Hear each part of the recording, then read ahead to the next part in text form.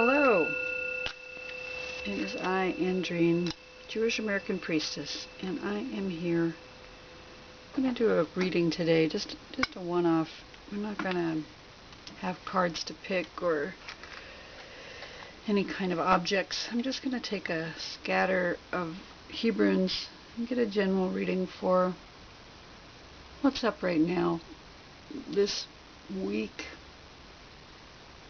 has been the week of the full moon of Cheshvan. We had an eclipse, elections, a lot of stuff going on.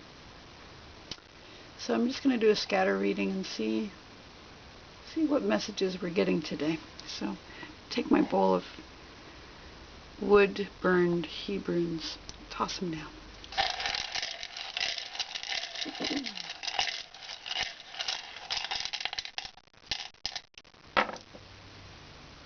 Okay. I'm going to read them. It looks like we have a lot of these have been come upside down, which is to say they are the ancient or Paleo-Hebrew.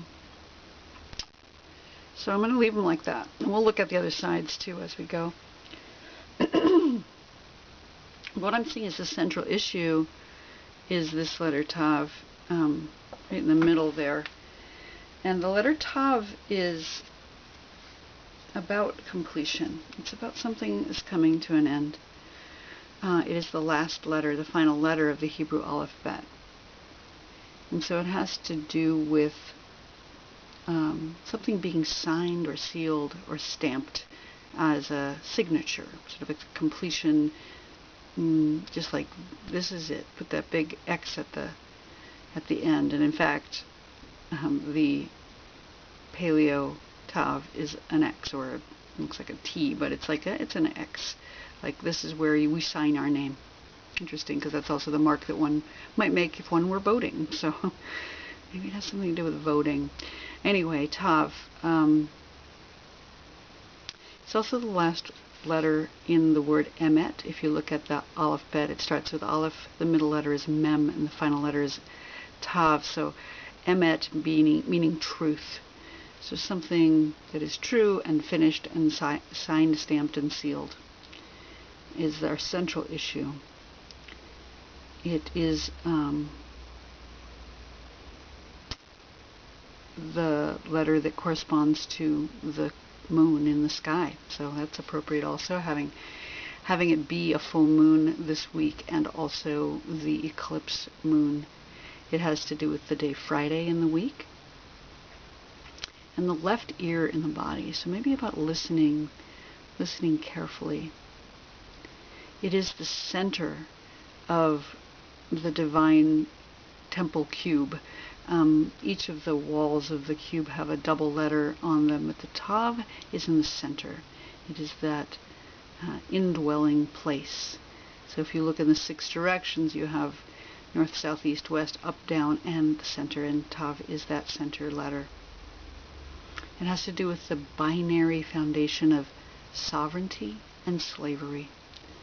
So something that's up right now is where do we stand on that continuum between being sovereign in our lives, standing in our own sovereignty, and becoming a slave to that which we serve. You know, it reminds me of the word avodah, which is again that similar continuum of. It can mean slavery. It can mean work. It can mean service, and it can mean worship. At what point are we on that continuum where we have given up our sovereignty in order to serve? And how can we find balance with all of that and become sealed for something good? That's our central issue today. A little high and a little to the left here, we have this Paleo-Hebrew letter, and it is the letter Tzadi. And that's the Paleo-Hebrew for Tzadi. Tzadi is the letter that represents righteousness. It's the first letter in the word tzaddik, who is a righteous person in the world. But it's also, some say it looks like a nun with a yud on its back. Nun being a letter that represents humility, and yud being the letter that represents the first letter of the divine name. So someone who is humbled and yet moves through the world with the divine presence guiding them. I'm not sure what the Paleo-Hebrew is supposed to represent, but maybe some kind of humility as well. Maybe it could be a snake or something. Someone who is righteous in the world. And that's the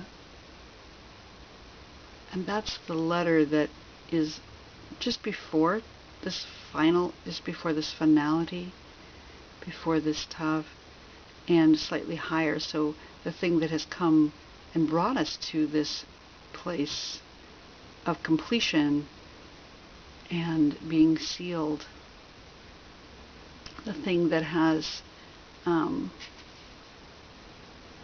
helped us. It's on the helping line, so because it's a little bit above, that thing that has helped us get to this place where we are in this full moon week, and where we are in that continuum of sovereignty and slavery, is the tzadi. The tzadi meaning righteous or justice. And a little bit before that, and also up on the helping line, we have the letter chet, and chet is life. It's about being alive, having life force within us, feeling healthy and strong. And it's also about infinity. It's the number 8 in Gematria, so it has to do with the infinite. And it has to do with contracts and also commitments, about covenants that we make with ourselves and with the divine. So maybe we've had some sort of covenant or some kind of connection with life or the infinite that has brought us through justice to this completion cycle in the recent past. And the thing that's a little bit low on in the recent past is the letter Pei. This is the letter that is representative of the mouth. And so in the Paleo-Hebrew, it looks sort of like a willow leaf, which is the plant that represents the mouth in the lulav during our Sukkot celebration. So we have this mouth, and maybe there's been some kind of speech or some kind of conversation or communication that we've had that hasn't been helpful. It's a little lower, so it's on the not helping line, or maybe there's a fear of some kind of speech.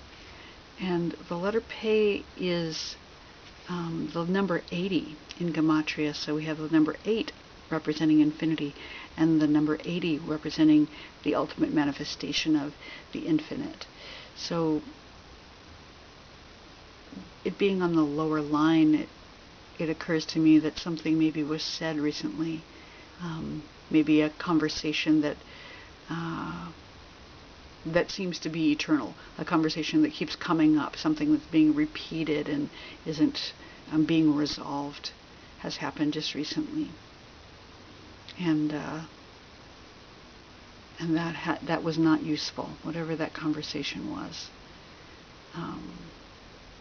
The letter Pei represents the planet Venus in the sky, and the day Wednesday in the week. And it is the binary foundation of grace and ugliness.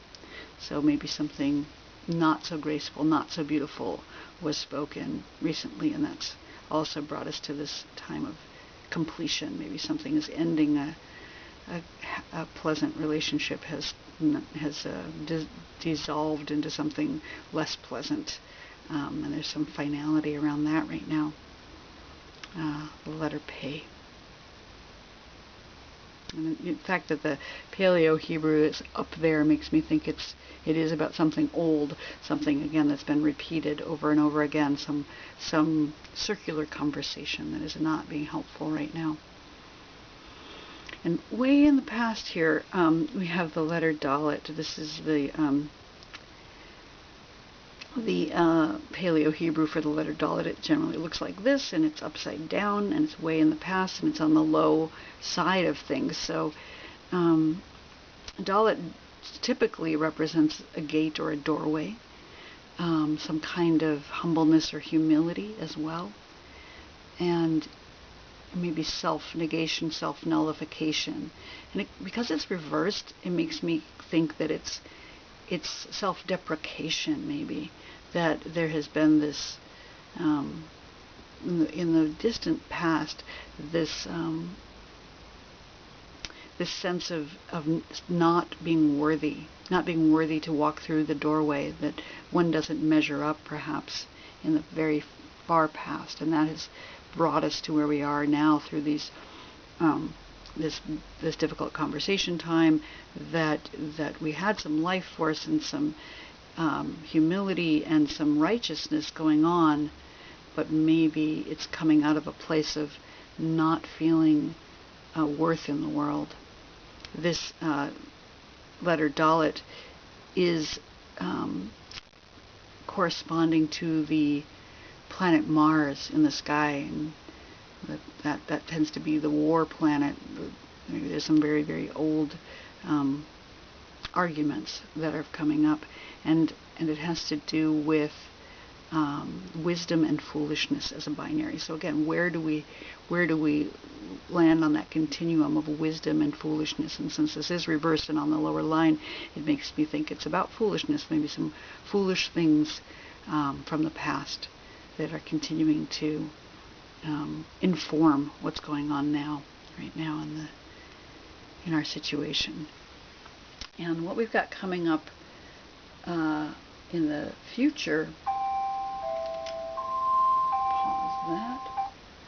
What we have coming up in the future is this letter, and it is the letter Tet. This is the Paleo-Hebrew for the letter Tet. Tet is a container, it's a vessel, and it has to do with goodness. So the letter Tet begins the Hebrew word Tov, so it may have to do with something good that is coming, but it is on the lower line, so maybe there's a fear. It sounds like, because it is the letter that it does correspond to something good, but being on the lower line, there's a fear that good is not going to be happening, that there won't be goodness that's coming out of this. Tet corresponds to the constellation Leo in the sky, and the month of Av, which is a month of mourning, not unlike Cheshvan, another month of mourning. We have Tisha B'Av, which is the 9th of Av, and Tet is the number 9 in Hebrew, in the Gematria, and it is the 9th letter. So it has to do with gestation as well, because this is a womb. It's a vessel of some kind. So it could be 9 months of gestation. Maybe it has something to do with a family member, a mother, or a child, and the fear that something good is not coming out of whatever this stamp or seal, this finality that has just taken place. And what we have a little bit further into the future is the Ayin, and Ayin is an eye. It has to do with seeing and being able to visualize, and also about being seen. It is the number 70 in Gematria, so it has also to do with completion, 70 being the number of days of creation, 7 times 10. So this ultimate manifestation of something completed. So something, and this is again on slightly on upper line here, this idea of vision, this idea of completion in a when we can see what's the culmination of all of this, there will be a completion that is when we're able to see. There will be a completion that is positive, and our fears about if we are afraid of something not good coming out of whatever has gone on here, we can bring ourselves up to the idea that when things are complete, we will be able to see. And Ayin represents or corresponds to the constellation Capricorn in the sky, which is the month of Tevet. It tends to be around the beginning of the year. So that may be a timing thing also, that when Tevet comes around, that we have this idea of completion. And it has to do with laughter. So maybe we'll find a way through this this completion with laughter. And that's the hope, I guess, when we get down to it. I'll put that back to the Paleo-Proto-Hebrew. So just to sum up here, what we have is the Tav, a completion, a finishing of some sort that's come just now in our lives, something having to do with the full moon, something having to do with where we land on that sovereignty to slavery continuum, but something has been stamped or sealed or signed, some contract perhaps. What came before that was this idea of justice, some kind of righteousness or justice that's come, maybe some karma, I don't know, in a positive way. But it had to do with life, it had to do with contracts and commitments and covenants that we've made. That there was something unfortunate, possibly, that was said, and possibly in a very old argument that's been circular and coming back around. Again, the pay itself is sort of this spiral. So even if we've had these same discussions and arguments over and over again, we're different people now, so we need to remember that, even though it was possibly difficult since it's on the lower line here. And in the far past, we had the Dalet reversed, the Dalet being a doorway and having to do with humility, but possibly also humiliation and some kind of self-deprecation or lack of self-worth in the far, far past that's informing all of this. And as we're moving into the future, there's maybe a fear that we will not have our container full of goodness. And if we do have that fear, that we can bring ourselves up to Ayin, being able to see more clearly how things are going to play out, that we have the possibility of another completion in the future, hopefully the near future, possibly Tevet, that will speak to being able to see more clearly and bring us through. And I'm just going to pull out one last letter here. I wasn't going to do that, but I think I am, because I want to get one final completion letter that I'm just going to put on the main path line.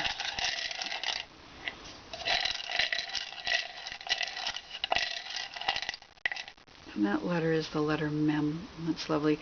The letter Mem is the mother letter that represents water.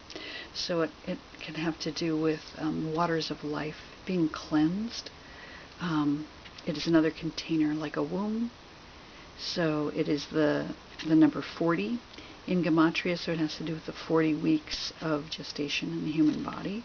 So maybe if we've had some challenges with this this container, this womb, that we have another possibility for gestation coming up in the future, that we have these waters of life that are going to come through and cleanse us, like the 40 days of rain that cleansed all of creation in the Noah story, that whatever has come in the past needs to be destroyed perhaps, and maybe that's why we have this completion right now, and we can start afresh after this water runs through Mayim Hayim, the waters of life. And Mem also has to relates to the winter in the seasons. So as we were just heading through the fall into the winter, into the wet season here in this hemisphere of the planet, there's hope for something new, something fresh being cleansed and gestated, and chesed, the idea of loving kindness coming through this womb now. So we have Mem as our completion, as our final outcome letter, and I brought that out for myself because I have hope that something good will come out of this. And so I thank you for sticking with me for this reading today. I hope it was useful for you. It was useful for me. I hope you have a beautiful rest of your week, and we will see you next time.